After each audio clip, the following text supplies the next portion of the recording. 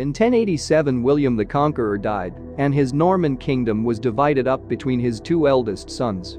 Robert became Duke of Normandy, and William II, aka Rufus, became William II of England.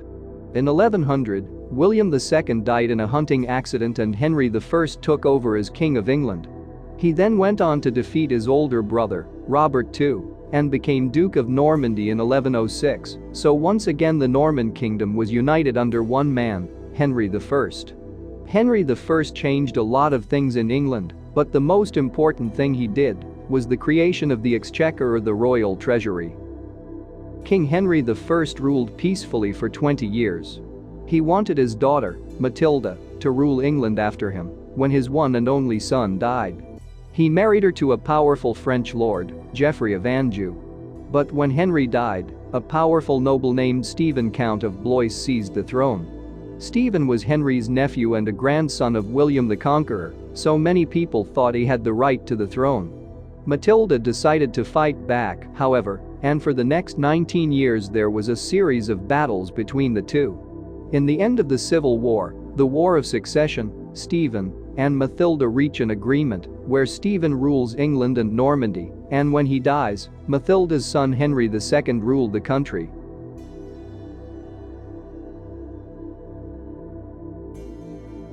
Henry II is generally regarded as a very positive king because in his time, the government starts getting stronger and he introduced in England three important reforms.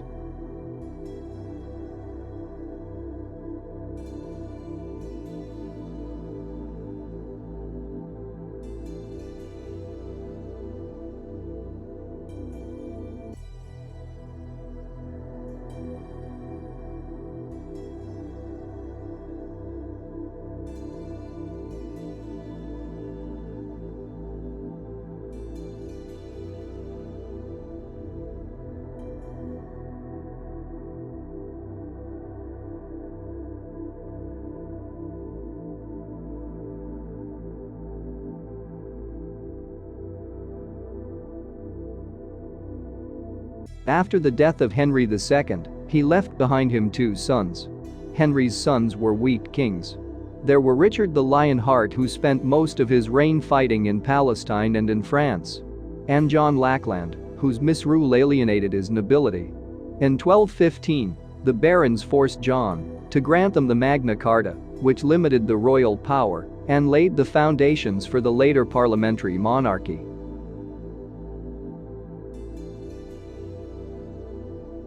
To understand the beginnings of this war, we can look all the way back to William the Conqueror, who became King of England in 1066. He united England with Normandy and France, and he ruled over both areas. Under a new king, Henry II, the lands that belonged to England and France expanded. By 1327, when England was under the rule of Edward III, England had lost control of most of their French lands. When the French king, Charles IV, died in 1328, he had no male heirs to the kingship. Charles's sister was Isabella, who was the mother of Edward III. Edward thought he should be king of France. However, Charles also had a cousin named Philip, who thought he should be king. The France nobles refused Edward III and chose Philip. The lands owned by Edward III in France came under attacks by the French. Edward III decided to declare he had a right to the French throne because of his relation to Isabella. In England, inheritance could be gained through the mother or the father's bloodline, but in France, it could only be gained by the father's bloodline. This long war broke out after Edward III claimed the throne of France, but its real objective was to bring Flanders, the main English wool trade market, and Gascony, the chief supplier of wine and salt, under English control. The war exhausted England and led to political disruption, which enabled the outbreak of the Wars of the Roses.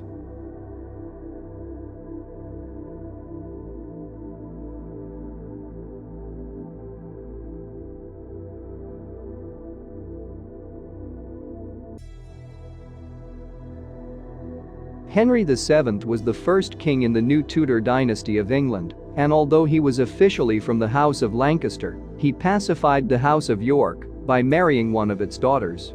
This officially ended the long Wars of the Roses. It marked the end of the medieval and the Plantagenet time and the beginning of the Tudor dynasty. Henry VIII was a typical Renaissance prince, a poet, musician, fine horseman and lover of the arts. When he was 36, he still had no son and became tired of his Spanish wife Catherine of Aragon. He loved Anne Boleyn and asked the Pope permission to divorce Catherine so he could marry Anne. The Pope said no, and Henry broke with Rome. There was a lot of anti-Catholic feeling in England, so Parliament and the people supported Henry against the Pope.